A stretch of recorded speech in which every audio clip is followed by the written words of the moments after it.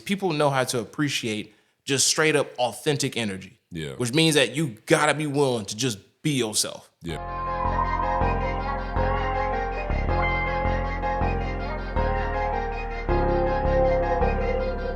What is going on, guys? You are now tuned in to another episode of No Cap Allowed. I'm your host, Mello, and on this show, we don't do no teaching, no preaching. We just want to give you game on how to get ahead in life, no matter where you are in life.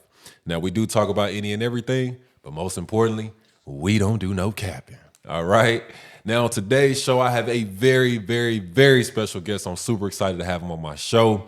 This man is not only a film director, not only a photographer, not only a videographer, but also a businessman, a business owner, even an actor, okay? And a musician. Let me add that in there. So without further ado, ladies and gentlemen, let me introduce to you the one and only Ryo. What's up? What's going on, man? What's up, dude? Bro, first off. You like that? You like that? Mad respect, dude. It's crazy, like, doing some type of, like, film job and being in front of the camera with this. And it's like, I didn't have to operate nothing. I didn't have to touch nothing. It's just like, you just sit down and just get to talking. That's you know what I'm saying? man. It's like, I'm letting you enjoy it this time. This is, this is pretty nice. I see you, bro. I appreciate it, man. Bro. I appreciate it. What you got to ask me, bro? Man, so that's the thing about No Cap Allowed, man. We're going to take the conversation wherever it takes us, okay? We're going to go along with it, man. But I do want to ask you a few questions, though, okay? Go ahead. So for those who don't know, you actually shot and produced and directed my first 2 music videos. Yeah. Okay? You did that. This is the man behind the camera, y'all. This man did that, okay? Me. So wow. What was that experience like for you? Because I know what it was like for me, but what was it like for you? Yeah. Dude, I gotta admit, man. So let me actually give you some info that you don't even know. Okay, all right. Make you know what I'm saying? Make it exclusive, just for y'all. Yeah. So, during that time, dude, let's get a little transparent, a little bit vulnerable. Yeah, too. No cap. I was actually going through a little bit of a financial problem, wow. right before I met you. It wasn't anything necessarily big, but we adults. We all got bills, all kind of stuff. Absolutely. Man, during that time, bro, I was just, like, man, I got to figure out a way to get like some extra money, but I don't want it to be of something that's like a quick running gun. Like, let me take some pictures of some dogs or something. You know what I'm saying? Like, right. I like to, especially with my filming, like, I really like to make sure that I can put my real passion into what I do. Absolutely. And so, man, when we met, it was one of those that, like, especially with the song as well, bro. It was just like everything was so perfectly timed because, I've always had the mindset of like being bigger than where I'm just at right now. Yeah. And it's just funny how for the song that we did, and it was Hungry for More, wasn't it? That's Hungry for More, Hungry for More, yeah, bro. That's the one. 2 real minutes. Come on now. Bro, it's crazy. And it's just like, I don't know, man. It's like I was just kind of going through my own and feeling like I needed something to really motivate myself too. Yeah. And doing that song, bro, and just from doing that one and then the second one, dude, I don't know, bro. It was just like, this was, obviously financially you helped out, but you also helped me to like really look in something within myself, just listening to the lyrics for what you did there, bro. So man, that's something I had to dope. express to you because it's like sometimes I feel like with musicians we really can doubt what we do as far as impact wise. Like we put out some music and it's like, man, ain't nobody gonna listen to this, man. Yeah, and it's I feel like that all the time, bro. Yeah. Bro, and it's like you never know who's listening to your music. That's why it's so important to put it all, bro. And mad respect to you, bro. Man, thank you, bro. I appreciate that. Yes, sir. That's good stuff. I love you, man. I appreciate that. Much love, bro. Much love. That's awesome, man, because I don't think we've ever had that conversation, man. And that's dope. Years later for you to feel like that and for me to know that and for the universe to bring us back together to today doing this podcast, crazy. You did something for me and now I'm doing something for you essentially, so man, this is just that's just dope, man. Dang, bro, you blowing my mind, bro. It's like, yo, he's right. Yeah, it's dope, man. I love it. But when I made that song Hungry for More, man, like you mentioned you were at a financial standstill essentially in your life. I was at a point where I realized like there is so much more that I know I'm destined to do. Yeah, you facts. And how that whole song was created, man. Shout out to the homie Tay Turner. He Shout outs. produced the beat. You know, me and him, we were roommates at the time. And Okay. I remember he was like, I had told him, I was like, bro, we need to do this music thing for real, you know? Yeah. And I'll never forget, man, I was on my way to work. I was leaving. And he was like, hey, I'm going to work on something, you know, so when you get back, I got something for you. Yeah, Like, all right, yeah. cool. So I get back home from work. He was like, yo, Mel, I got something. You got to hear this. And I was like, all right, whatever, bro. You know, so that like that fire I had that morning was gone by the time I got back from work because I was just like, I was Work will do working. it. You know what I'm saying? So I was Work like, will all do right, it. let me see what he's talking about. Yeah. So, man, he plays the beat. And like instantly, It just happened. it Like, it was happened. magic. Bro, it literally was magic. it was. And man, like go. the lyrics just came. And it's funny because the hook was a little bit different than how it ended up being. And he was like, nah, man, shorten it down because the message is you're hungry for more. So just leave that as the message. Yeah. And so that's how we came up with that, man. And when That's I was crazy. like, yeah, it was. And when I was like, man, we got to put a video to this, you know, it was just destined for you and I to link up, man. So I greatly appreciate that, bro. Like, for real. I appreciate it, man. Bro, one word to another brother from another mother, bro. You hear me? Yeah. And it's crazy because here's the thing that I really want people to understand is that, like, we're both in Jackson. Yeah. It wasn't something that, like, Yeah. I'm looking at the camera like, this wasn't something that, like, you know, oh, he found me from Nashville and, you know, covered my expenses to come down to Jackson. Like, we were two local people. Yeah. So this shows proof that there is a lot of talent in the city. Absolutely. But it really takes you getting out of your comfort zone. We were both challenged with something. You know what I'm saying? Absolutely. Like, y'all, yeah. please take note of that. Yeah. Please No, take absolutely. note of that. Absolutely. My gosh, man. It's just cool to see how, like, you know, we never know what we're going through on our own journeys, bro. But how, like, when you're meant to meet the right person at the right time, bro. Yeah. 100%. 100%. Divine. It is. Divine, bro. It is. Love it. But, bro, I actually just found out. No, never mind. Nah, there's no cap. You got to see it now, man. There's no cap. You got to go with it. Fair enough. So I was cracking jokes yesterday with somebody over the phone. Yeah. This must be good. It's got to be good. So I was telling them, like, what is that feeling? I had to pause the show to go blow my nose, y'all. I got bad allergies, okay? I had to tell them that I was like, so what is that? What do you call it whenever, like, you know what I'm saying, somebody doing something nasty? Let's say they got poor hygiene, bro. Okay. Oh, yeah, okay. And let's just say the subject started because we caught somebody at Walmart digging in a crack. Nah. Bro, it was so gross, bro. I was like, bro found some chicken nuggets back there. No. Oh, my then God. they said- oh, my God. They said, no, what they found was dingleberries. I was like, freak is a dingleberry, bro. I ain't never heard that. They said, that's what they call that, bro. Yeah. And I just died laughing, bro. That's hilarious, So man. I was going to say, I was like, bro, did you find some I had to go get him, dog. I had to go get him, man. I had to go get him. I had to. Oh, shoot. So look, Yeah. you we left off on something that was a great thing that you mentioned, right? So Yeah. local talent. We found Right. each other. We're in the same area. Right. I've always felt like there is, and I agree with you, there is such a mass majority of creative talent. Yeah. Artists. Tons. Yeah, Tons. artists, musicians, you name it, right? Right. How come we can never get together and build that empire? Bro, you asked the question, bro, and I know the answer. You ready? Yeah. It's ego. Yeah. It's ego. Yeah. Like, how do I break this down, dude?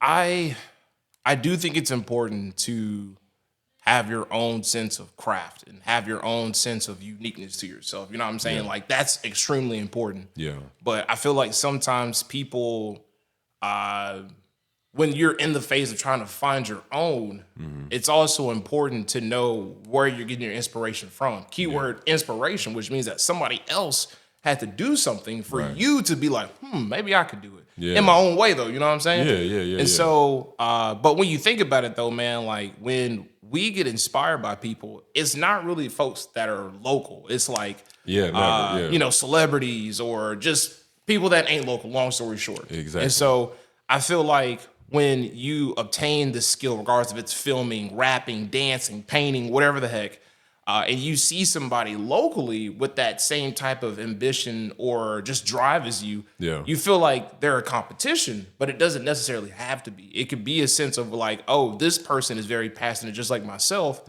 What would happen if we came together? And I feel like sometimes, unfortunately, we deal with people who necessarily want to be in the spotlight versus what is the message or the impact of what we're trying to work on. Right. So, like, for example, I'll say two different chefs. All right, you got one chef that's an Italian cook and another chef that's a Jamaican cook. All right, just to make up something. All right. Right. They're both good. They're both amazing. They make one heck of a dish. You know what I'm saying? But for some reason, they can't work together though.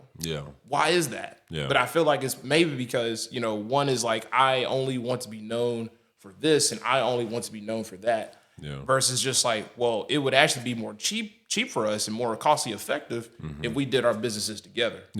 And I don't know. I just feel like sometimes, you know, you have so many different people.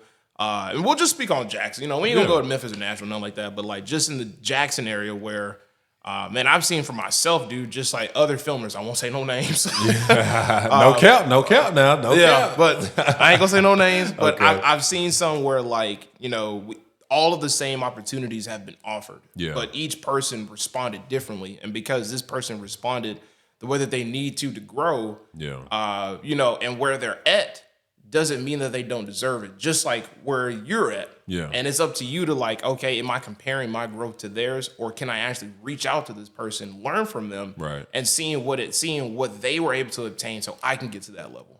Versus saying, oh man, I don't want to talk to them. They already blah blah blah blah blah. Bro, it's kind of sad in my opinion how normalized that is. Because it shouldn't be like you know, there should always be a balance, you know what I'm saying? You got the arrogant and the non-arrogant, but I feel like if I was to say percentage-wise, bro, I feel like there's like 40% people who are willing to humble themselves, and 60 that's just like, no, I'm good. I know what I'm doing. I don't need no help. And it's like, okay.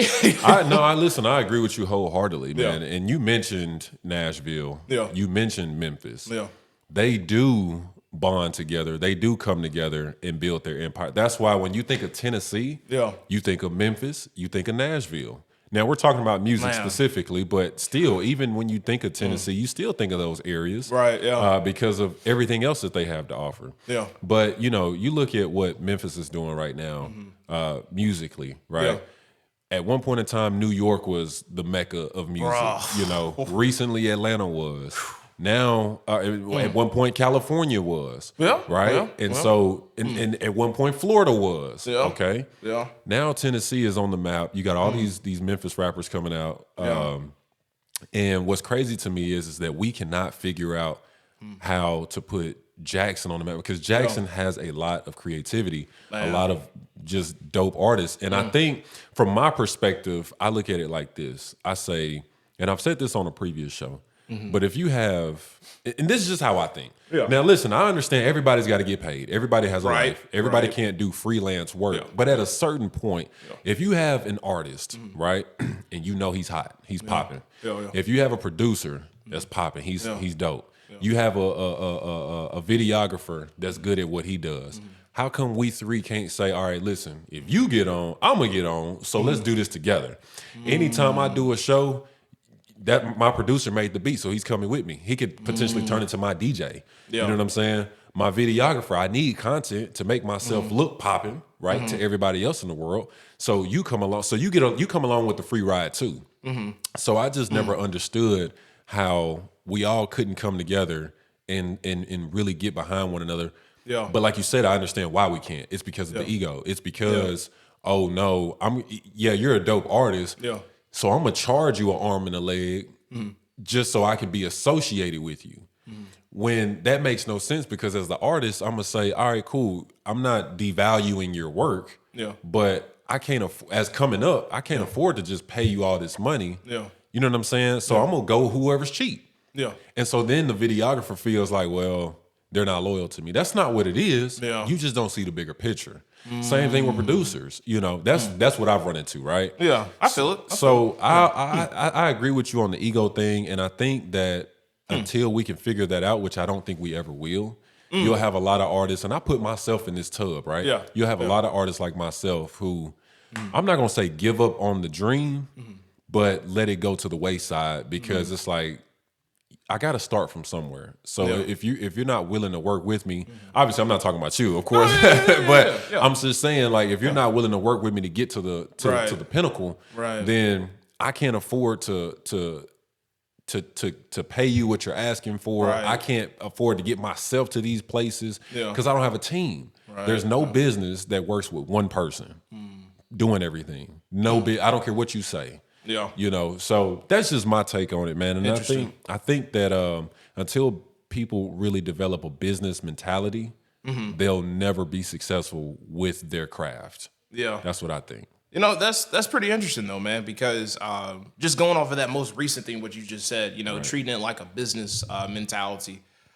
See, me personally, I like to do just based off that whole scenario you just gave off. I would like to potentially, for me at least, meet in the middle. And the reason is because I think, yes, having a business mindset as far as getting a team involved it's essential because otherwise kind of everybody just doing their own thing. Right. There's no sense of order or structure or protocol. So no, I feel you on that. Yeah. Where I just from my perspective coming in a little different, you know, you were bringing up how, you know, a videographer can work with a rapper and work with a producer type stuff. Yeah. So for me, where I think like that is either a make or break. It depends on, in my opinion, how much each person values each other. So, for example, facts. I know that making a song does take time. Making a good song, correction. Let me correct myself. Making a good song takes time. It takes effort. It takes quality. It takes a lot of sense of highly intentional thinking. Because there's a message across, regardless if it's something to do with dancing or it's a whole story that you're trying to tell out. Exactly. You know, and so for me, you know, as bro, I can't tell you how many times, man. Not with you, but with many other rappers. Where they're like, come on, Cam, join the team, bro. And it's like, no, here we go. I'm gonna talk. Join the team. So it's one of those where it's like, I appreciate the fact that they see value in me. But sometimes from a filmer standpoint, it's not the fact that I devalue the person as a rapper. I want the same respect given to me that I'm trying to give to you. So it's one of those things where I'm not expecting, like, if I was to join a rapper, part of his film team, with my type of business structure that I'm in now, I know that I wouldn't be able to just be with you all the time. I know I couldn't be. But what I could do is work out something to where, let's say, business structure minded wise, we can guarantee get you 4 music videos a year. So that could be like 1 to 2 every quarter. And which is perfect. That's a perfect number. Right. And so, and as the rapper, if your filmer is offering you something like that, you need to have the business mindset of how can I structure my music to be released when I need him to drop these videos. And so it's a sense of being basically just approaching and respecting each person's role. And I think that's what makes it more important for a filmer. Because I'm gonna be honest, man, it's not really a decent amount of it's based on the money, of course. Because everybody wants to get paid for your work. But I think it's more off of the respect that is given. Because I feel like if I'm a filmer and you want me to make you look great, I need to understand what you're about. What do I need to film? What is the perspective that you want your viewers to know about you? And at the same time, you know, I'm the type of filmer where I can't just be like, all right, bro, let's go meet up at a gas station, get a couple bottles, get a couple guns, and just point at the camera. Like, I ain't like that. So to me, it's just like, what is the message? What are we doing here? And if you can respect me as a director and not just as a camera guy, I can respect you as a rapper. And so we know the efforts that, he's gonna go in with the lyrics, he's gotta go in with the camera stuff. Let's make sure that we can at least match our efforts and respect for each other. And if whatever money value that we agree on, that's fine. But we will respect the roles that we're giving each other. Because I feel like that's the biggest thing that I've seen growing up. It's just like the role of the filmer gets kind of bad over time because it's kind of like it's like we get treated as like, how do I say this? I say this in a relationship kind of way for this to really make sense, but like we get introduced as the girlfriend, but then like over time we get turned into the side chick. Yeah. we do, and it's I get it. It shouldn't be that way for us to be the main. You're the most important aspect of what's going on. Yeah, visually, yes, absolutely. And I feel like it's important to when rappers work on songs, you don't need to just think of the album itself. You need to, as you're working on the lyrics for this, think of the music video. Get your filmer involved. Hey man, so I'm working on this song and I'm already coming up with the lyrics, bro. And I know I want to do a music video with this, so I'm reaching out to you like way early in the process of this. Right. So we can work together on this because I really want this one. I want this to make your filming skills come up more. And I'm challenging myself as a rapper. Yeah. I don't know. I don't know, man. I just feel like that should be normalized more. Yeah. Like, I think, in my opinion. Yeah, no, I agree with you 100%. And I think as I listen to you talk, this is why you and I connect so well. Yep.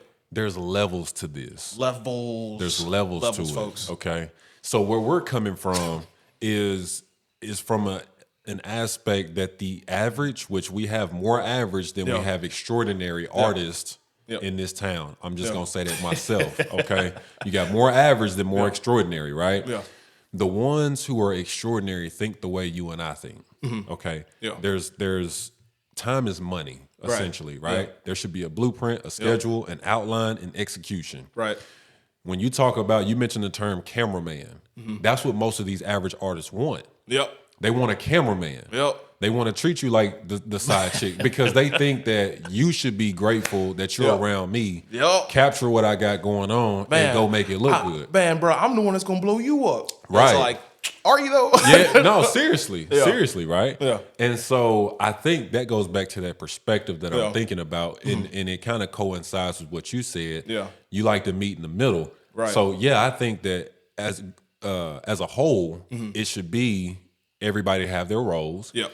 But like you said, you should all have that respect and that understanding of what your role is going to be and how you should execute it. Yeah. And I think that's what makes a successful business when you talk about music, dance, anything of that nature. Yeah. So just overall camaraderie. You know what I'm saying? Camaraderie. Like, me with my filming makes you work harder as a rapper. Your rapping and the stories that you do in your songs makes me challenge myself as a filmer. Yeah. And of course, that's also going to challenge the producer as well. So as a Triforce, we're all challenging each other. Yeah. This isn't just, I came up with a song about big booty and drinks and producer, just smack a bunch of, snares and 808s. Right. And you filmer, just grab a bunch of girls that are willing to dance in front of you. Like, there's more to this than just that. You know what I'm saying? Yeah. And of course, there's different types of songs for everything. Right. Like, of course you're gonna get your songs where it's the party songs, but like, there's one guy that I want to use as an example, and I feel like music video wise,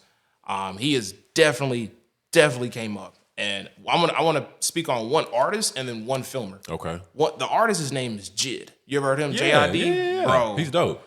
Bro. Yeah, he's got one video. I can't remember. I don't remember the name of the song, but you actually put me on to it. Yeah, you put me on to it.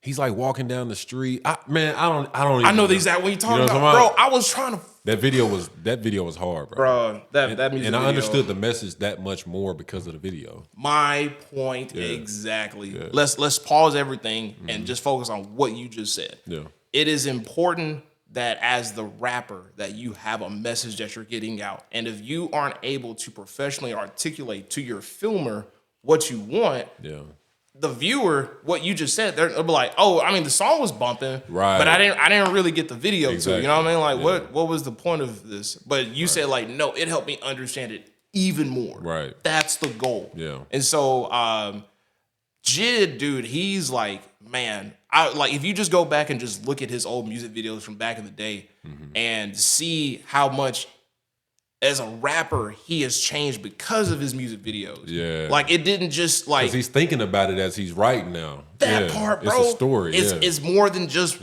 like, he's thinking visually like, oh, bro, so when I say this, he can do this. Oh, bro, that means that rhymes with this. Right. Oh, bro. And it's like, bro. Yeah.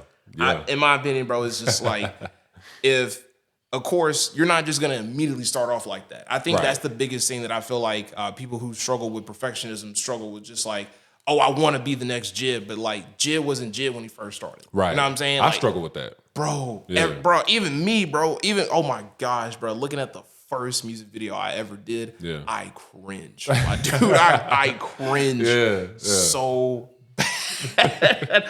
But it's like, that was my first work though. I'm proud of it. Right. It wasn't necessarily too terrible, but you know, you should be able to, not in a over the top critiquing way, but you should be able to go back and look at your old work and just see where like, okay, I'd see where I was getting better with this or I wasn't getting better with this. Right. But yeah, that's as far as the artist. Now, Filmer, a lot of people heard of him because he owns the company called Lyrical Lemonade.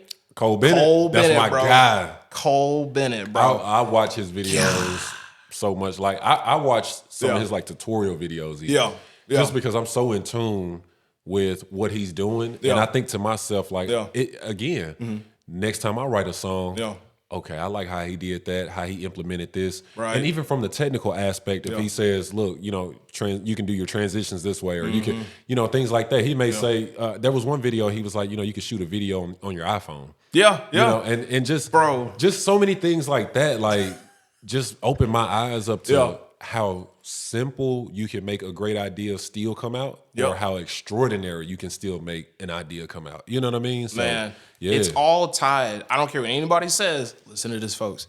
It's all tied to preparation. At the end of the day, it doesn't matter how much money you have in your budget for your songs, the studio, hiring a filmer to do a music video. If you prepare for it, you will impress people. It doesn't matter how unique or how far it stands out. What people know, especially nowadays, people know how to appreciate just straight up authentic energy. Which means that you gotta be willing to just be yourself. And in your music, because how music is done nowadays, you got a guy like, you know, I ain't some muscular dude. I could be a rapper and call myself. He's swole. Don't let him play, y'all. He's swole. Definitely not. I could give myself the name as Lil Swole and make songs about me bench pressing 300 pounds, and you would never know what I look like. You know what I'm saying? But what's the point of that though? I could just rap about where I'm at in my own life right now, and let that be tied to the visual that I'm doing with this filmer. But man, Cole Bennett, dude, if just like going back and looking at his old stuff, bro, like his quality was just on mine, bro. Like it wasn't anything of like over the top, but because of the artist that he was working with, he didn't just want to just point the camera at him, do a couple of boom boom, couple transitions, gun pointed at the camera, and that's it. Like he realized that like, no, there is more to this than what I'm realizing or what I realized prior, but I'm definitely doing now. And if you notice, almost all of the artists that he works with now, it's because of how unique his music videos are. He has his own style. There's nobody that can replicate him. And if you do, everybody's gonna say, "Oh, that looks like a Cole Bennett music video." There's never this thing where like, "Oh yeah, bro, you're definitely on your own." Like, no, he was able to impact the music video industry that completely did a new wave for filmers. The hood filmers that back in the day, like back then, you know what I'm saying? It was just point, but now they're like trying to understand post-production more, how to edit more. And that type of stuff is like, it's so important because it'll always do a domino effect, bro. And that's my biggest thing is that like, you got folks like Jid that started off, nobody knew who he was. He had a passion for rapping, but you know, with him challenging himself and finding a record label to work with, Dreamville. Is that where he signed? I didn't know that. Okay. He's with Dreamville. It's crazy, bro. I didn't know that. Man. But like, or he was. I don't know if he isn't still, but the last time I checked, he was. Got you. I'm like 90% sure he still is. Didn't Cole even mention? Didn't he even say? Now he only works with certain art. Like you can't just reach out to him and be like, "Hey, I want to pay you to do a video." Like he'll turn it down. Based off of you as the artist, what you're about, how your previous videos were, and if he feels like he can even, add to that. Won't even waste his time, bro. And guess what though? That's what got him Jid, was because he wasn't just working on just, making fast rapping lyrics. He had a story to everything, and he had a filmer that was able to work with him that made him stand out more. And that's the only thing is like, once you have those types of people to work with you're like, they're challenging you with what you're doing and you're challenging them. Yeah. Iron sharpens iron, bro. Yeah. At the end of the day. Yeah. That's it. That's hard, man. So, do you still shoot music videos now, or Oh, yeah. you do? Oh, yeah. Oh, yeah. Okay. Is that something that you enjoy doing, or do you enjoy? Because I know you do commercials as well for businesses. Yeah. You know, what are you doing right now? So, I do mainly focus on like commercials and social media content for businesses, but I definitely have. I haven't necessarily like thrown away music videos, but one of the biggest things that made me not do them as much is because of what we're just talking about right now. Yeah. I'm challenging people more. I'm the type of person where, dude, I've had artists approach me and say, "Hey, man, I want to get a music video done," and I would ask just simple questions like, "Okay, what's the concept? What is the impact? What is the message?" And they didn't have an answer for They didn't have an answer for none of it, Yeah. and they just go, "I'm gonna get back with you." I never heard from them again. Yeah, that's the word. And I'm not even upset because I feel like for somebody who cares about their craft, that should be the main questions that somebody should ask you. You know what I'm saying? Like if you're going to pay me, which by the way, I'm not like a $200 music video kind of guy. So like if you approach me, you want to have everything prepared because it will be shown, all of it throughout the music video. And I can vouch for that. All of it will be shown. Absolutely. And so so now, like, when somebody does reach out to me, I know that they have taken the time to articulate what they want to work on, their album, what they want to do, because they know that I'm going to put that effort in them. Right. And I want that to match. This isn't just me making you look cool because you're paying me a lot of money. Like, what is the impact? What is the purpose behind this, my dude? 100%. And yeah, but man, dude, I've done stuff from West Tennessee Healthcare, doing, I've done stuff for, like, for hospice homes. I've done stuff for, gosh, bro, it's so many different things. Restaurants, trying to think, man, there's so many, bro. And it's not even the fact of like, I do something in a sense of just focusing on the money. It's more of the money is great. First off, let me not sleep on that. The money is great. But being able to get reached out to like what I just said, having West Tennessee Healthcare reach out to me and say that, hey, we're looking at building a hospice home, and this is to help like families transition going from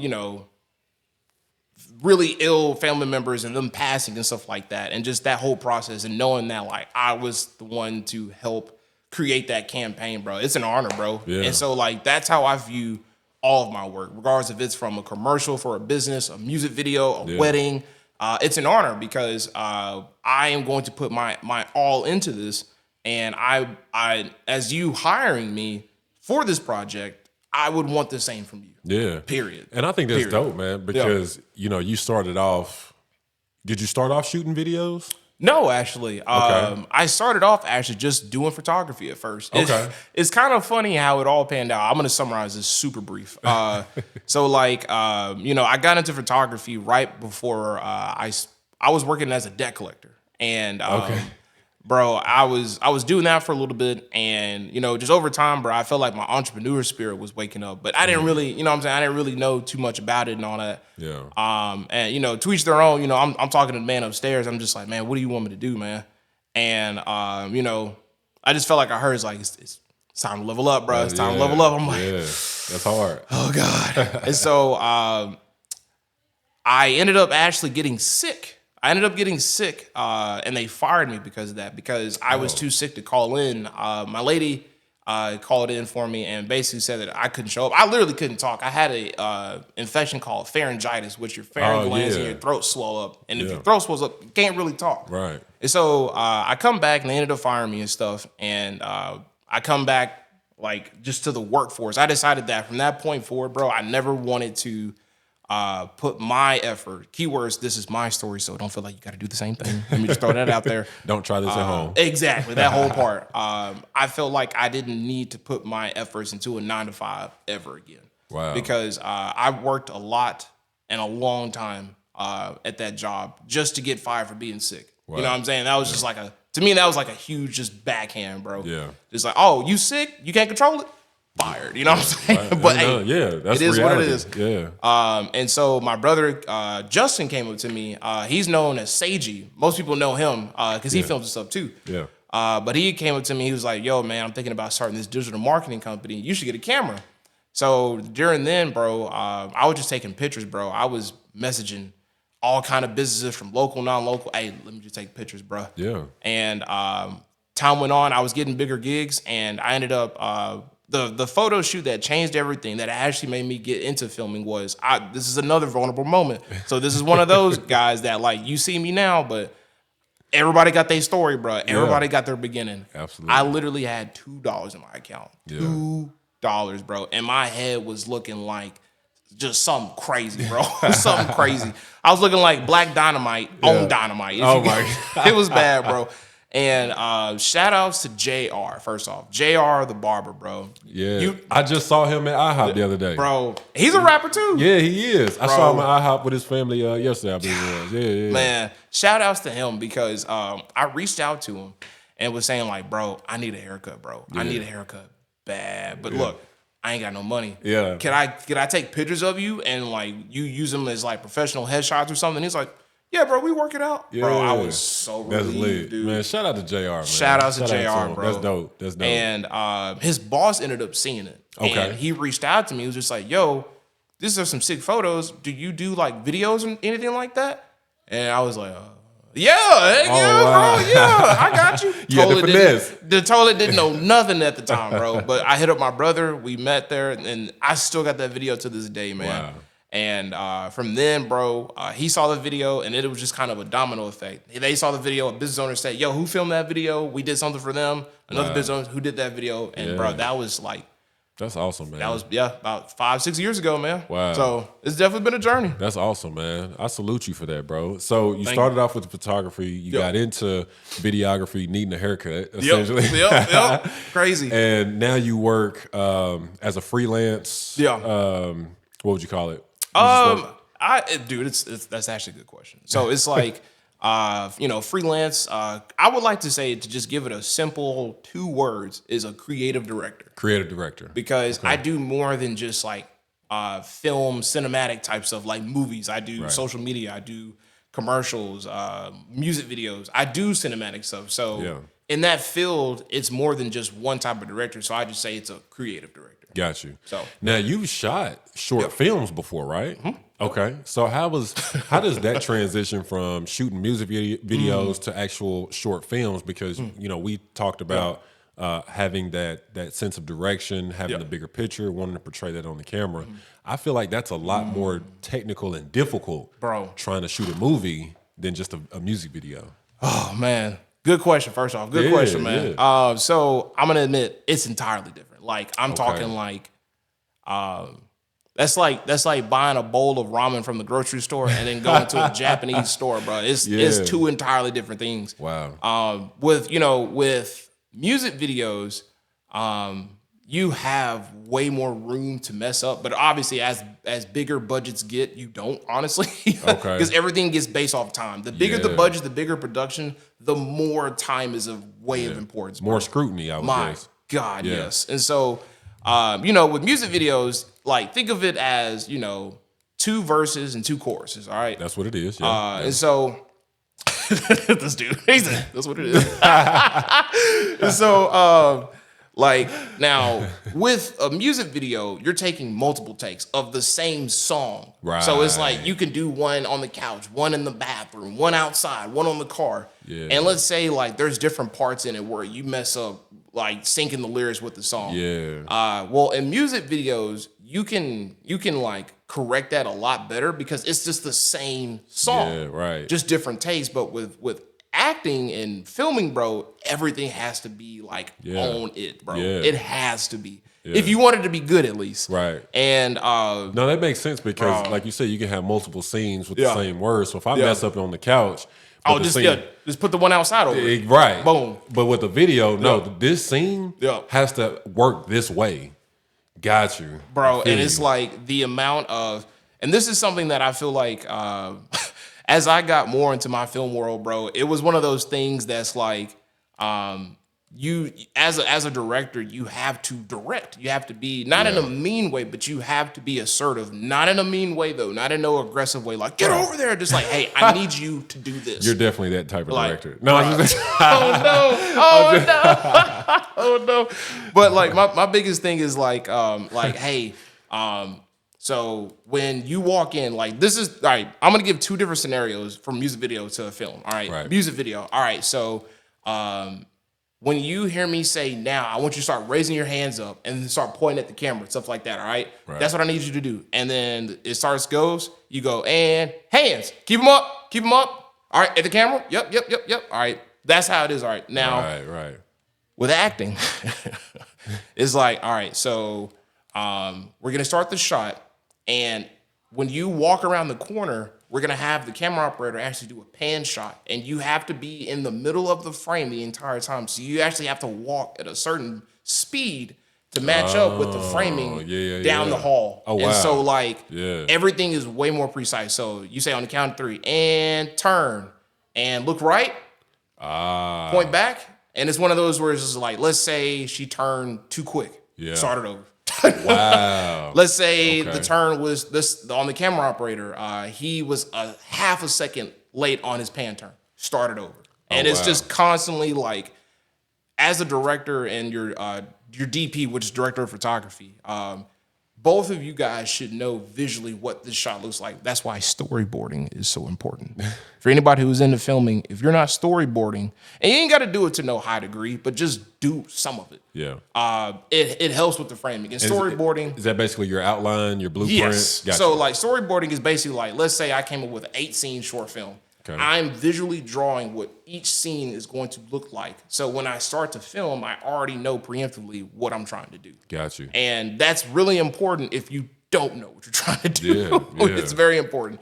And but man, seeing how but here's the thing though, dude, like when you really get to like the big production, bro, music videos start to feel just like short films. Yeah. It really does over time because the importancy, everything's on time, especially like, God, when you're working with like $10,000 budgets and up, dude, these managers, they don't play around. No. They don't play around. Yeah. The directors, they don't play around. So it's one of those where it's just like, that's why it's important for preparation. Yeah. I'm going to keep going back to that. I feel like, because that's the biggest thing that I've realized just being a filmer, just the lack of or the over amount of preparation that people do with this stuff, bro. It's crazy, man. No, it's funny you mentioned, like you said, the bigger the budget on the video. So I've been a part of a video that had a nice size budget or whatever, and the talent, the act, the female that was in the video had a manager, right? Okay.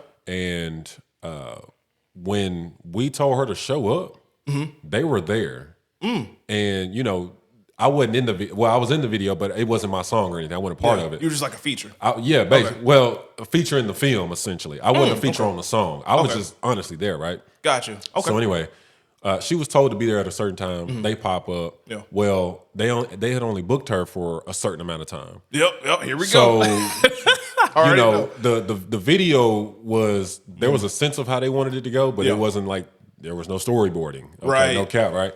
Time is winding down. The manager is looking at his watch like, all right, y'all got like 15, 20 more minutes. Whatever y'all need to get done, y'all need to get done. And, and they kind of looking like, yo, bro, like, chill. But that goes back to that mentality of acting like this is a business. You know what I'm saying? Like being respectful of his time, her time. And because here's the thing. They got paid, they showed up. So as far as they were concerned, they did what they were supposed to do. Now, if you get everything you were trying to get in that time, that's on you. And that taught me right there in that moment. I'm glad it wasn't my paper that I spent. You know what I'm saying? But that taught me everything that you're talking about right now, as far as like how precise things need to be, storyboarding, really thinking it through. So it's interesting that you mentioned that. You just made me think about that. Man. So I think a lot of people don't realize what goes into it, especially you being a director. Your job is very misunderstood, for one. Bro. And underappreciated, secondly, if you're not in the field, Because people think, thank you, bro. Like these, no. Listen, I get it because I feel the same way with my music. You know what I'm saying? Like I create music, You listen to it for 3 minutes, and you're like, oh yeah, that was cool. Like That was a good little song. That burns me. Like, bro, I put so much. You know what I'm saying? Bro. It took me weeks to make this. Not make the song, but like get it Mix to and where. mastering it. Come on, man. So I get Yeah. it, bro. I get it. So I wanna transition, right? Okay. There's a game we play on the show. Okay. All right. I'm a gamer. All right, you're definitely a gamer. We're gonna talk about that. Okay. All right. So the name of the game is called Factor Cap. Okay. Factor Cap. Okay. Okay. I'm gonna make a statement. Okay. And if you agree, you say fact. If you disagree, you say cap. Okay. Simple, All right? Let's do it. Let's do it. All right. So this one right here has been going viral. It's been going crazy on YouTube, right? YouTube Shorts. Okay. The glass is half empty, not half full. Factor cap. So, dude, that's actually a hard one to do, factor cap, because I'm gonna say fact, but at the same time, it's also cap. But it's more on fact because, in my opinion, that phrase is really based off your mindset. Yeah. You see this, the water bottle, it's half full or half empty. It's based off your perspective. So if you're the type of person where, I don't know, if you have a low drive, I feel like you would see it as half empty. Gotcha. And if you have a high drive, you'll see it as half full. Okay. And so I don't know. That's a hard one to answer though. That's a good one. How does Rio see the bottle? Man, I'd have to say fact, man. Say fact. It's half empty. Oh, half empty. No, okay, no. The glass is half empty, not half full. You see it as half empty, or you see it as half full? Yeah, I'm gonna have to say cap because I see it as half full. You see it as half full. I see it as half full. Okay. Yeah. I'm with you. Yeah. I think the same thing. That's my perspective. I think if I look at it as, if I walk up, the glass is there, and I've got more to add to it to fill it up. That's how I look at it. That part, bro. That part. Okay. All Okay. Right. All right. You got the. Man, hit me with one. We started with some heat. All right. So my second one. All right. Factor cap. Okay. Broken content over rich and restless. Say that again. All right. Factor cap. Broken content over rich and restless. I got him. I'm hitting them. Bow, bow, bow. I feel like with this one, you said broken what? Content. Broken content. Yep. Would you rather be broken content or rich and restless? I would have to say broken content, honestly, man. So that's a fact. That's a fact for you. I would have to be broken content because how do I word it? It's like I've never really been like a money person. I understand that you need money to have certain things for sure, but I'm the type of person where like if there was a way that I could have everything that I need for myself and my family and it's just enough to keep me okay, but not in a sense of like greed or wanting more. Me personally, I'm happy with that. Yeah. That's the type of person I dope. am. Now I will say back in the day, definitely wasn't. I was super like we grew up poor. So like back then, bro, it was like, bro, I wanted everything. But then you realize you kind of already have everything. Yeah. Depending on your perspective once again. Absolutely. So yeah. That's dope, man. That's dope. Oh. I'm liking the questions, bro. I'm liking the questions. Okay. Next up, factor cap. Okay. Love don't cost a thing. Yeah, I'm gonna have to go cap on that one. I'm gonna have to go cap on that one. I can't find nobody to say fact yet. Man. Yeah, no. That's cap. Why you say cap? Bro, love costs everything, in my opinion, bro. Yeah. And that could be from a romantic sense to a platonic sense. It doesn't matter, bro. Because at the end of the day, man, I'm a true believer that love conquers everything. Like everything. Yeah. There's nothing that love can't be, bro. Yeah. And so for it to be used in a sense of kind of just like a tool, to me is very insulting because, bro, we've all had moments where love didn't work out, regardless, once again, in a romantic or a platonic way. It could be love for a friend, your girl, your wife, whatever the heck. And, sometimes that stuff don't work out, but that doesn't mean that like you are incapable of giving or receiving love. You know what I mean? That's just life. Yeah. You know what I'm saying? You can get a job and it don't work out. Does that mean you're a horrible worker? Yeah. No, just means the job didn't work out. There's something better out there for you. So I think that's how I would answer that one, though. That's dope. I feel like I would, yeah. This is great, man. Interesting. Bro coming at me, bro, with the deck on. Woo, okay. All right. Next one. Okay. Factor cap. Okay.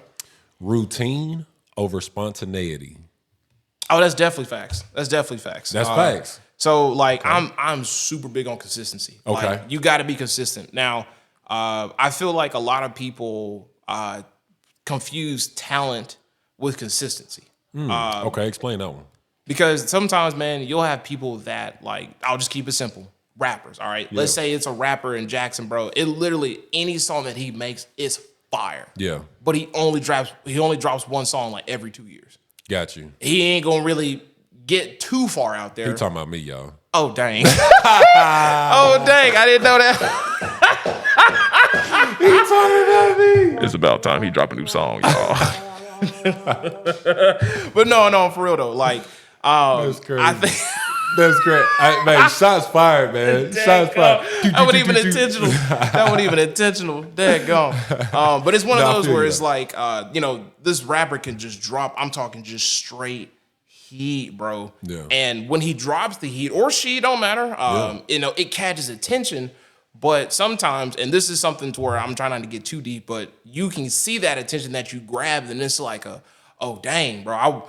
I knew I was all right, but I didn't know I was this all right. And sometimes that can kind of like paralyze you. You know what I'm saying? Yeah, 100%. And to the point to where, I'm going to leave it alone for a little bit. Yeah. But then you got this other guy. I'm talking, man, his name is Bojo the Hoe. You know what I'm saying? And he rap about bangos and jangos and type random stuff. But he drops a new song like every month. Yeah. You know what I'm saying? Yeah. People are going to know him more because he is still consistent. He still drops something. Even though it ain't the best, people still talking about him. And so having a routine and having a sense of discipline with what you are working on and what you're doing is essential, bro. Yeah. I've seen people that are just in the filming world that are, and not out of insulting them at all, but just skill-wise on the camera. Oh, I know that I'm better than them, but they were way more consistent than me when they first started. So the opportunities that they have is because they just did it so much. They are known all over. So for a bit, did I look at that as jealousy at the beginning? Of course I did. Yeah. But over time I realized, like, no, it was because he was more consistent than me. He had a routine, he stuck to it, and he's looking at the fruit that he got, Yeah, I think that's a dope perspective, man. I never really just thought about it in that way because I'm a perfectionist. We talked about this before we started the show. Yeah. And being a perfectionist causes me to be spontaneous in a negative way. Right? So I feel that. For instance, I have you ever seen my mental healing remix that I did? The Big Boogie one? The little freestyle. Was it on Spotify? No, I got it. I had it on IG and YouTube and TikTok.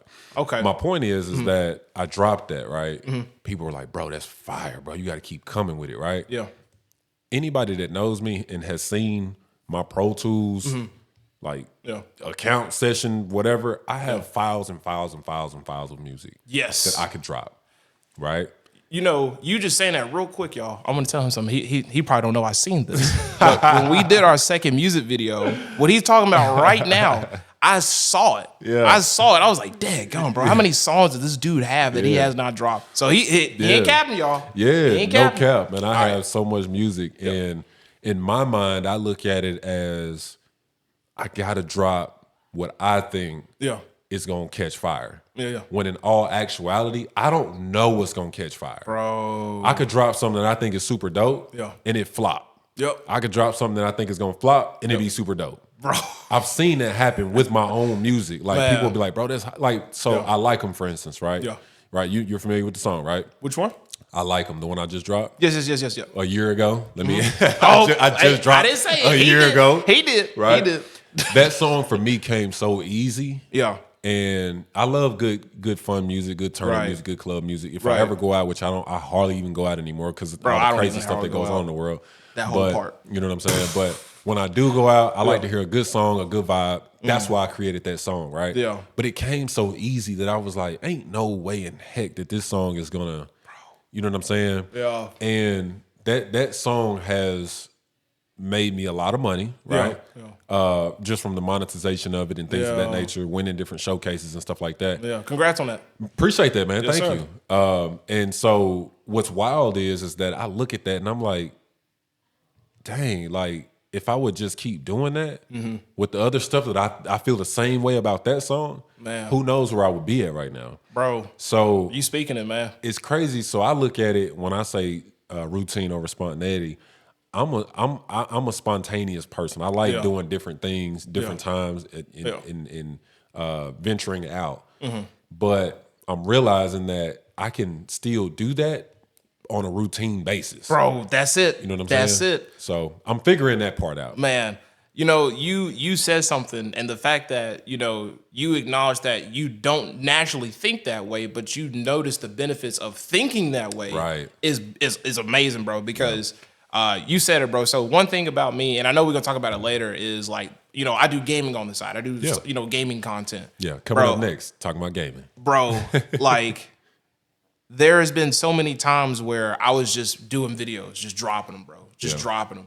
And like you said, you know, oh, this the one right here. Yeah. This the one. Yeah. It's not the one. Whatever. Let me just post this one. But that was the one. Yeah. What? What? Yeah. What? Exactly. I put like 20 hours into this edit and got like, you know, X amount of views. Yeah. I did this one just because I was pissed off. Right. And it got 5 million? Right. What? That's crazy. Yeah, bro. That's crazy. That's crazy. So two more questions on Factor Cap before we talk about the gaming and stuff in the anime, because I want you to put me up on game on that. I got you on that one, dude. You know, hey, I'm with it. Right, I'm with it. I'm with it. So the first of the last two, Okay. Factor Cap.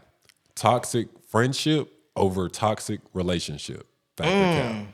Dang, that's a hard one, bro. I'm gonna have to go with and fact is me basically saying I'd rather deal with the toxic friendship, right? Correct. Yeah, definitely I'd rather deal with the toxic friendship than the relationship. Absolutely.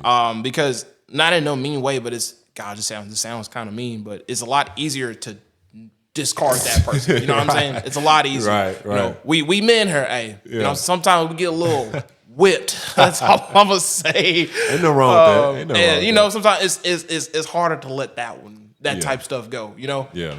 But you know, with a friend though, obviously I would hope there's nothing of that going on, regardless if it's, you know, male or female type stuff. Right. But you should easily be able to just like, hey bro, or hey girl, this ain't working out. Yeah. This ain't working out. You too dang toxic. Yeah. And because there wasn't that type of attachment, and of course there is an attachment, but there's different types of on a romantic basis. 100%. You know? I feel like it's a lot easier to handle that stuff. Yeah. And unfortunately, I've been in not many scenarios like that. I'm very picky with who I get real close with, but you know, it is those times where you see somebody's character come out, bro, and it's just like, dang, bro, this is what you about now. Yeah. I can't be with it, bro. No, I feel Can't that. be with it. That's honestly a question that only has one answer. Yeah. You know what I'm saying? Like, You got a point. Nobody wants to deal with no toxic relationship, but Some do though. listen, right? I'm waiting on the one person that's like, no, definitely give me a toxic relationship. What? I'm waiting on that. It's coming. I know, bro. And like, I feel like what they gonna say is because they like the fact that it's never born. And it's like, bro, what's wrong with you, bro? But hey, we was all young at one point. We were. We was all young. All right, so the last one on Factor Cap. This is a fun one. All right. Keep TikTok. Get rid of YouTube. Factor Cap. Ooh, see, dang, bro, that's a hard one, man. Because I really am on TikTok like earlier in the day, and I'm on YouTube later at night. Okay. Because like I watch a lot of like if it's a game, I'll watch like strategies on how to improve on the game or just like filming tips and stuff like that. Okay. And with YouTube, it's way more detailed. You know. Yeah. You know, TikTok is great, but obviously they're like TikTok is known for having a short attention span. So it's like you have to be able to hit them with something and then it's gone. Right. YouTube, you are already mentally preparing to watch something of a longer duration. So it's like you have the sense of digesting it a little better than you would on TikTok. So I'm gonna be honest, bro. I'm gonna have to just flip a coin on that one, bro, because I really don't know. Because it's like, bro, I've learned a lot off YouTube content and I learned a lot off of TikTok. But it's like with YouTube, it's like let's say. You know, I don't know if I told you, but I got into Taekwondo lately. And so I've been, I didn't know that. Yeah, bro. Bro. My boy hit the Jackie Chan, bro. The Bruce Lee. But man, it's one of those where like I can watch a tutorial on Taekwondo kicks on TikTok. And this is how you do this kick. but it's only like a 45-second video. Yeah. YouTube will have an 8-minute long video of how to break it down core to core. Yeah. And I probably will watch that one more than I would the 45-second one. Got you. So yeah, that's a hard one for me, man. I would have to flip a coin. I would actually have to flip a coin. That's crazy. I don't know. Yeah. That's dope, man. I think for me, for me personally, I've had more love with the podcast from YouTube, obviously. I've posted like short clips on TikTok and all that. It's but YouTube is where it's at for me. So I'm picking YouTube. I'm picking YouTube. I feel it. So before we get up out of here, man, I want you to break down the gaming. I want you to break down the anime because your YouTube channel is crazy. You got hella subscribers, hella likes, hella subscriptions. You got, bro, I'm trying to get to that level. Talk to us about the anime for those who don't really know too much about it, man. All right. So for anybody who really just don't know what anime is pretty much what Marvel is in Japan. You got like comic books, superheroes, stuff like that. And in America, we have a certain way of going about it, and so does in Japan. Right. They just do it a different way. Like a lot of people don't even realize that Japan's anime was also influenced by what happened in the West. Like one of the first like characters that was an anime in Japan his name was Astro Boy.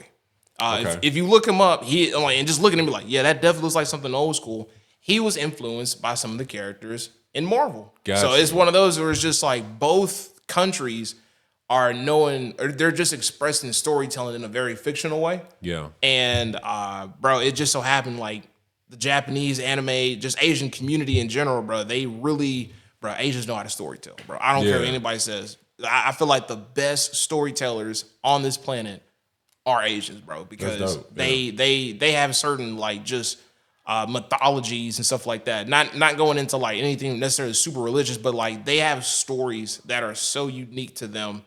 But every country has that, of course. Right. But you see them being promoted more from a Japanese perspective than you would hearing about stories in Jamaica or in France and stuff like. But you know about all these different stuff in there.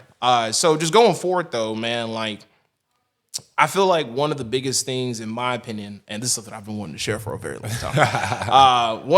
So I don't know if you noticed though, but like, in America we love anime, but it's really the black people, bro. Like I've noticed black that, people really heavy into anime, bro. And I want to say this. I feel like because growing up, man, not all of us was like blessed with high finances in the family and stuff like that, poverty type stuff. So there was usually a lot of mental trauma and stuff like that. Yeah. And I feel like one of the biggest things that I feel like black people dealt with, especially just in poverty, is not feeling like you can express yourself. Yeah. You know what I'm saying? Yeah. And anime really knows how to express himself in shows where you see somebody get mad and their head gets giant and stuff like that. You know what I'm saying? And so it's like, bro, as a kid, dude, just feeling like, how do I articulate my emotions to somebody? Yeah. And I didn't know how to do that because I wasn't really getting taught that growing up. Yeah. But like seeing it in anime gave me a sense of like, And of course, that's why everybody's like, you're such a character when you talk. Yeah. But I learned a lot of that just from just growing up. So it was like, your face is so animated. It's like, bro, you know what? It's all from that. That's the funny thing. It's all from that. But go ahead. Listening to you talk, though, just kind of sparked an idea in my head, right? Okay. You talk about, the black community, how, not all of us, but some of us have experienced a lot of trauma, not knowing how to express our feelings and emotions, right? The reality of it is, and this is just kind of me throwing this idea out there at you and see what you think of it. Sure.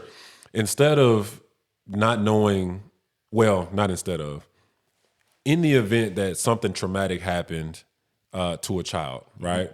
And this could be black, white, Asian, whatever. Yeah. But we're talking about specifically the black community. You see something traumatic happen, mom and dad are arguing, mama's crying, friend gets killed, somebody's doing drugs, any of those things, right? Any of those traumatic things as a child, right? Yep. If you, and I'm asking, if the child was exposed to anime, right? And in that anime, if they saw the character react a certain way that wasn't reality, wasn't violence in reality, if they witnessed it on the cartoon, do you think that would help them kind of cope with that, or do you think it would potentially make them seek out doing that to somebody? So, like for instance, right? Okay. What I'm saying is say on the anime, somebody gets mad, head blows up, and they superpower punch them or whatever, right? All right. Yeah, okay. yeah. Obviously, the That's kid definitely anime. right? The kid thinks of punching somebody in their head too, right? But how does that translate if they see that as a cartoon figure versus somebody in reality superpower punching somebody, right? Right. Do you think that invokes that? Do you think that would make them realize, okay, I see that was on a cartoon, but this is really what can really happen in real life. So it would make them not do it? Like what you see what I'm trying to say? Yeah, no, that's actually a really good question. And I think the best way I can answer it is that anime really focuses, not all of them, Right. but a lot of animes focus on morals. Okay. And so, for example, that's what I'm getting at. Okay. Yeah, Got yeah. you. Okay. And so, like, does it teach those things? Right, bro. Huge. Got you. Way more than I feel like people think, honestly. And there's a show here in a second I'm going to talk on that really, really focuses on that. But let's use this scenario. You know, this kid watching this show, somebody punches him. Well, you're not just going to just see this character get punched. You're going to find out the entire pre-story, during the story, and after the story of why that person got punched. Yeah. So it's not just, I'm going to hit you just to hit you. No, I'm fighting you because you just destroyed my two best friends, and now I have to fight you. Or now there has been times where in certain animes where the good guy had just experienced something traumatic, like his friend just got killed, and he snapped. You know what I'm saying? Now, of course, seeing that can influence somebody to do something wrong, but at the same time, that's a very understanding response, man. Just imagine if you and your friends are all hanging out and somebody just jumped them and you were the only one that lived. That's gonna do something to you. Yeah. And so for a show to show that and how this person did, I feel like is so important. And so one of the things that I want to say is, just to answer from the little kid's perspective, is a lot of shows portray a hero type of mentality. Right. That's usually what most shows do. Right. And most of the time, the hero had a very rough bringing. Naruto is probably like one of the best examples to go about with that, because Naruto, he wanted to be the Hokage, and Hokage is like the leader of his village. Got you. But everybody hated him when he was a kid. Got you. Because he had this seal in him that had this monster inside of him, and everybody was scared of that monster. So it's like, how can I be a leader to everybody that hates me? Yeah. And bro, the story of you seeing him go through that and them actually accepting him is bro.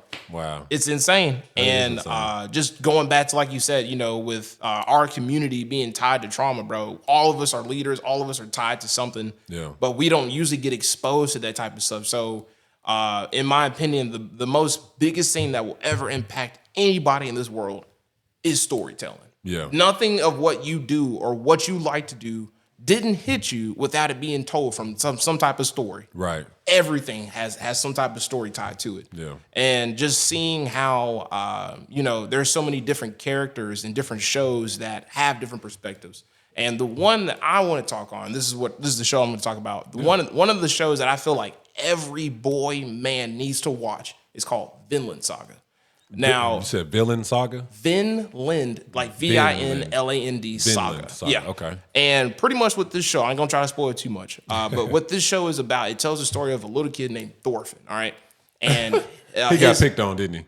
Actually, he didn't. Okay. His father was actually like one of the strongest Vikings in this world. Like nobody could whoop his dad. Okay. To the point to where like his dad moved to an entirely different land to get away from all the violence, because he didn't want to be a killer anymore.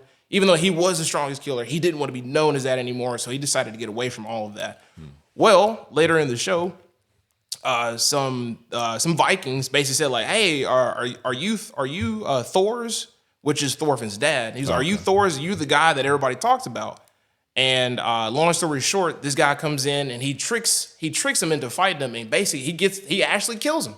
He kills Thor in front of his son. Got you. And so his son, seeing that, snapped him, bro. And this dude was literally obsessed with trying to kill the person that killed his father. Throughout the good chunk of that show, bro. I'm talking the hatred that he had. And if you dealt with any trauma, you can relate. You can be like, "Oh, I feel that, bro. I feel that." Yeah. And the entire story is from Thorfinn going from that to being a completely healed man, bro, embracing love and peace. Oh, wow. And bro, and just seeing the transformation of Thorfinn going from just, I can't stand anybody, to I want to help everybody, bro. Wow. It is. I feel like every boy, every man needs to see that show, bro. Wow. It Hearing did you talk something. about that so passionately makes me want to watch that, man. Bro. It seems like it'd be the movie of the year, man. Bro, I ain't gonna cap, the dude. film of the year or whatever. Yeah. Because you got 2 boys, right? I do, yeah. Bro, And they're at that age where they like, so Naruto is definitely one of their favorite That's a good animes by hands down. Yeah. But a good buddy of mine, a good friend of mine, he's heavy into anime as well. Yeah. And I'm sure everything you're talking about, he's gonna, when he sees this, he's gonna be like, oh, bro, yeah, you gotta watch that, bro. Yeah. So, you know, I think that's dope, man. I think it's amazing. I think that you being at your age, you have your own story, and you having 2 sons, bro, that would be an amazing show y'all could watch together. Okay. And I'm gonna be honest, it has moments where like once certain episodes are over, bro, I would just pause it and just talk with them. Like, wow. as your father, what did you get from this? Nice. And just being able to have those types of deep conversations from a son to a father, bro. Because that's what that entire show also depicts, is how to be a father better, how to be a son better, all that type of stuff. And bro, it's so deep, man. I've seen a lot of friends that I have that are also dads watch that with their kids, bro. And it's like, bro, it really did bring us together, man, because it makes you realize that your kid is just as important as you being the dad. Like, both of y'all are just as important for each other. That's awesome. Because a lot of men deal with traumas that we didn't get to heal from, but we get to help heal ours through our kids, you know? Right. And seeing them grow and heal and stuff like that, bro. And just being able to have those real talks with your children, bro. Yeah, that's amazing, bro. That's diamond stuff. That's amazing. Diamond stuff. So Vinland Saga, folks. Vinland Saga. Vinland Saga. Vinland Saga. I can't get it right. Yes. Vinland Saga. Yes, Vinland Saga. Vinland Saga. That's it, man. That's lit. Okay. So Rio, before we get up out of here, man, I want to ask you a question. Yep. Your name, the name you go by is Ryokuson? Yes. Say it for me. It's Ryokuson. Ryokuson. Yes. Ryokuson. Ryokuson. Am I saying it right? Ryokuson. Where does that name come from? So, bro, this is, oh man, here we go. This is such a nerd question. Well, not a nerd question, but a nerd answer. Because I'm just gonna be honest, like you said, no cap. So, you know, I'm a gamer. I'm an online gamer at that. And with online games, really just online games in general, you have to come up with a IGN, which stands for in-game name. Got you. And the name that I used to have back then was called Zinc Boy. Like the mineral, bro. The mineral. I don't know why, bro. The Z in it just made me feel like I was cool. I didn't even know zinc was a mineral at the time, bro. No way. I spelled it as ZINKBOY. And I'm talking, bro, my whole friends and family members are like, bro, when you become an element and a mineral, I'm like, bro. what? That's hilarious. You saying you zinc boy? I'm like, that's hilarious. So over time, I was like, okay, maybe that is kind of corny. So maybe let me come up with something unique. Yeah. And one of my favorite games ever was Street Fighter. Like that's my game right there, bro. Okay. And if you know Street Fighter, you know a character named Ryu. Yeah. Now, I didn't want to be named him exactly, but I wanted something similar to it. So I said Ryo. Okay. And I'm like, Ryoku. Yeah. We almost was something. Hold on. Yeah. And then at the end, in Japanese names, sometimes if you want to put respect on, like, instead of saying house, we say Mr. House, right? Right. Well, in Japanese culture, they'll say, instead of saying house, they'll say house-san, which is like saying Mr. House. Okay. And so I said Ryokuson. So it's just like to put the respect on it. You know what I'm saying? Yeah, but I'm too real mellow, son. There you go, bro. There you go, bro. That's it. This dude. Yeah. And so, bro, it just came with that. And it's funny because over time, dude, I realized that looking up the meaning for it, and I did tweak it over time, that it basically means a powerful person. Didn't even realize that. That's dope. So it was just one of those where just like, That's dope. So and you are a powerful person, my brother. You are. Thank you, bro. I try to be, man. Absolutely. Hey. That's why I'm so glad you're here. You stopped by, bro. Seriously, man. Thank you. So, Rio, man, again, bro, I greatly appreciate you stopping by, sir. man. It means the world This is to me. good. It was great. I like it. I want to keep doing it, man. I'm going to definitely get you back, man. But Let's do it. We're going to wrap this thing up, man. And with that being said, guys, we out. We out.